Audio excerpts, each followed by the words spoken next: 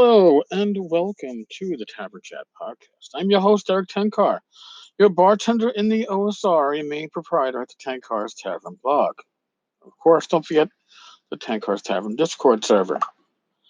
Now, I had expected to move on from the Gail Gygax drama, or whatever you want to call it, but she has been. Uh, somebody told me there's at least a dozen postings from Gail, pretty much variations of Tom Dasano, come to my house and take everything type of deal. A couple of referrals to me, one directly calling me out for calling her the C word, which I did not. I just joked that she would trademark it. Difference. But she's calling out DeSanto, she's calling out Luke. And I figured, and DeSanto, it's the whole lawsuit. Okay, the lawsuit is what is at issue. So I decided to look at the Kotaku article on Gale from last month. And this is what appears to be an interesting thing behind this. And I'm gonna just read a couple of paragraphs from the article. And I also put this up on the blog, a bit more of the article on the blog, but I'm going to read a few paragraphs, and then the last two paragraphs, I'm going to read four. The last two paragraphs are short. Those last two paragraphs give a large insight into what's going on here. So, what triggered the lawsuit appears relatively benign at first, just another balloon in the parade of lawsuits that Gary's legacy has drawn. It was a deal that Gail had made along with her son Alex and archivist Paul Stromberg to produce a video game based on Gary's Castle Greyhawk, later named Zagig, with a company called Fig, which runs a crowdfunding platform for indie games. DeSanto, who was not involved, said this was part of an effort to freeze him out. In response to DeSanto's lawsuit, Gail contested that she and DeSanto had ever entered into a partnership, and on top of that, contests that their contract gave DeSanto rights to Gary's entire library. Further, she says DeSanto made up her entire variety quote. It's unclear whether Gail meant to give DeSanto the full rights to control what happens to her late husband's creations and name. Should DeSanto prevail in court, it would add to the heaviness of the legend story Gail carries on her shoulders. One more stone of animosity and betrayal to weigh her down, one more piece of evidence that they are out for Castle Greyhawk, the Gygax name, and the great Gary Gygax mythos. This is the tidy tale, the one that should make sense in the linear storyline of victimhood. DeSanto's lawsuit could have even larger implications for Gail, ones that don't fit into that linear storyline. Beneath its allegations of breach of contract and fiduciary duty, DeSanto's suit claims that Gail does not, in fact, own the rights to Gary's legacy as freely and clearly as she claims. This is where it gets interesting, folks. This is what we got to pay attention to here. In May 2017, DeSanto's suit reads, he learned that Gary Gygax had a second will. He wrote it shortly before his death. That will, according to the complaint, merely gives Gail a life estate to some of Gary's IP, the parts his children couldn't claim.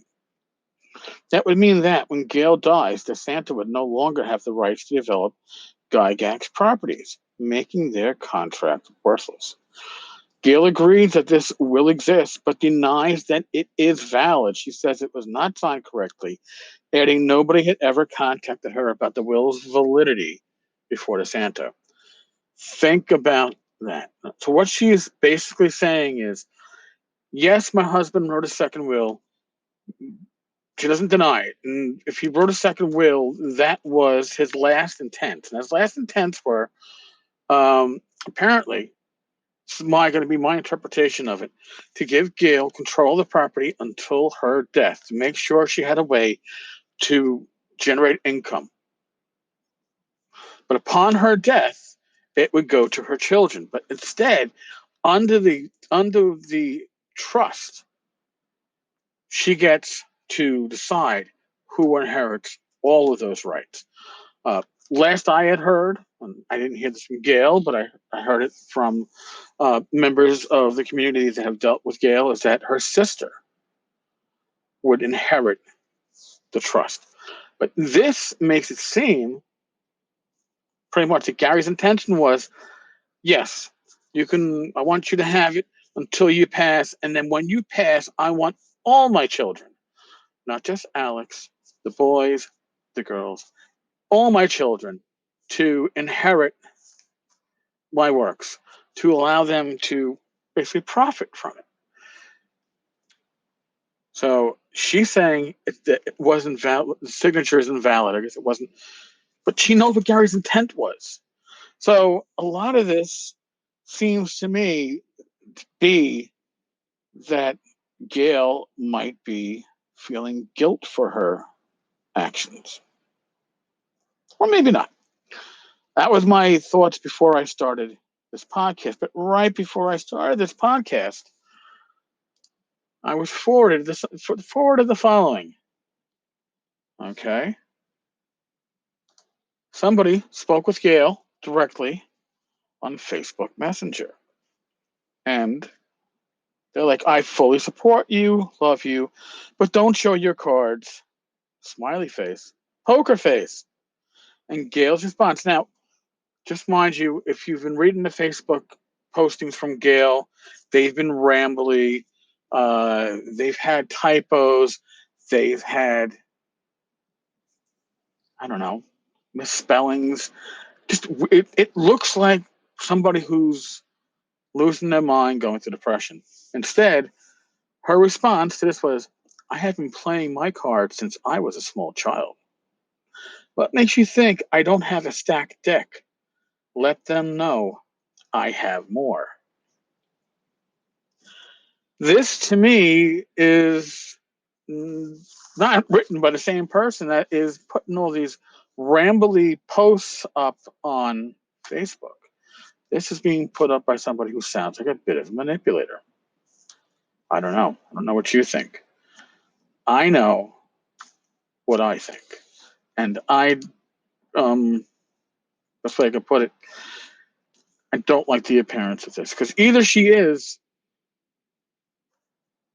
having a mental breakdown, in which case is that her out from the contract, or instead is it what we see here, which appears to be manipulative.